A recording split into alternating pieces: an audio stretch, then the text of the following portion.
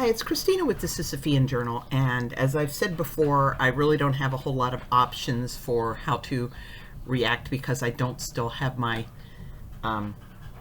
insert the video capability, but I am going to play and respond to a video that Live Action has put out, and it's about the claim that only 3% of what Planned Parenthood does is abortions. America's largest abortion chain, Planned Parenthood, claims over and over and over again that abortion is only 3% of the services that they offer. That's your self-reported abortion statistic. 3% of all the procedures we provide. It's in their annual report. It's on their website. And their supporters say it all the time.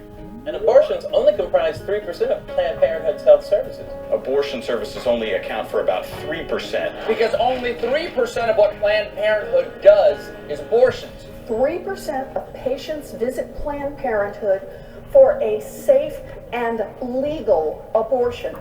I'm going to start by arguing with her about the safe, because I do not think it was safe for Cree Irwin Shepherd, Edrika Good, Holly Patterson. Oh, I feel bad that I can't remember all of them. Tanya Reeves. I'll provide links below to the women whose Planned Parenthood abortions were not exactly safe.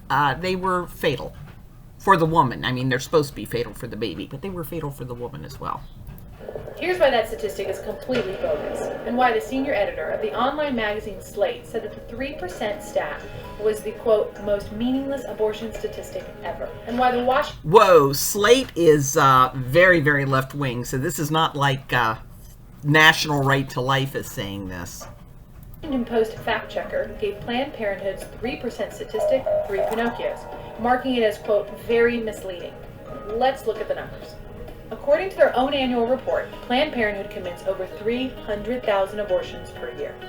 Last year alone, they did 323,999 abortions. And if I recall correctly, that is about a third of all abortions committed in the United States. Which averages to 887 abortions per day, 37 abortions per hour, 1 abortion every 97 seconds. Again, Planned Parenthood commits 1 abortion every 97 seconds. But how much of what Planned Parenthood does is abortion? Well, let's divide the number of abortions they do in a year by the number of patients they see in a year. 323,999 abortions for 2.5 million patients means that 1 in 8 patients who walk into Planned Parenthood will undergo an abortion. 1 in 8.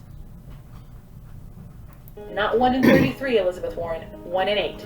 It's easy to see where Planned Parenthood's priorities are. They commit 160 abortions for every 1 adoption referral. Though Planned Parenthood constantly talks about...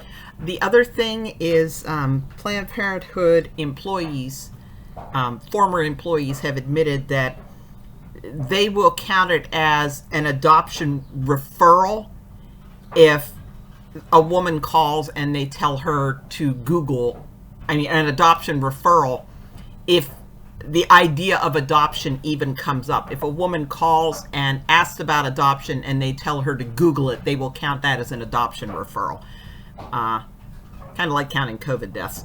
Their breast exams and Pap tests. They only do less than 1% of the nation's Pap tests and 1.8% of the nation's breast exams, while they do 30.6%, a third of the nation's abortions. But that's a public relations problem. So Planned Parenthood came up with a creative way to make their big business, abortion, look very small. To get the 3% figure, Planned Parenthood divides abortions by the number of so-called services, which they define as a discrete clinical interaction. And they count all these services equally, regardless of the cost, time, or effort it takes to render that service. So an entire abortion procedure, which can cost from $390 to $1,500, is counted the same as a pregnancy test, which a girl could get at a pharmacy for $10. In this way, Planned Parenthood is able to count 9.4 million services. Divide 323,999 abortions by 9.4 million services, and they get 3%. And notice that the pregnancy test is part of the abortion marketing thing. She comes in, she gets the positive pregnancy test. So you could kind of consider that part of the abortion. You shouldn't count the pregnancy tests that lead directly to the abortion table, I think. It's easy to see why this math is completely ridiculous. Say a woman goes to Planned Parenthood to get an abortion. She gets her pregnancy test, the abortion procedure, an STI test, and some contraceptives. In one visit, she gets 4 services, one of which is the actual abortion. So Planned Parenthood would say that abortion was only 25% of what they did for that woman, who came into the clinic only for an abortion. Well, by this math, even if 100% of Planned Parenthood patients got an abortion, they would still say abortion is only 25% of their services. Such distorted calculations could be used to obscure the purpose of any business. Interesting, huh? But data massage is something the abortion lobby's really good at. It would be like the NFL saying that because they sold 5 million hot dogs in a season and there were only 256 games, football is only 0.005% of what they do. Or it'd be like a steakhouse saying, actually, steak is only a very small percentage of what we serve because we also serve salad, mashed potatoes, french fries, beer, wine, soda, water, butter, salt, pepper, ketchup, toothpicks, and breath mints. We'd say, yeah, right, you're a steakhouse. Just like Planned Parenthood is an abortion corporation. So they very succinctly, I think, showed how that data massage is performed.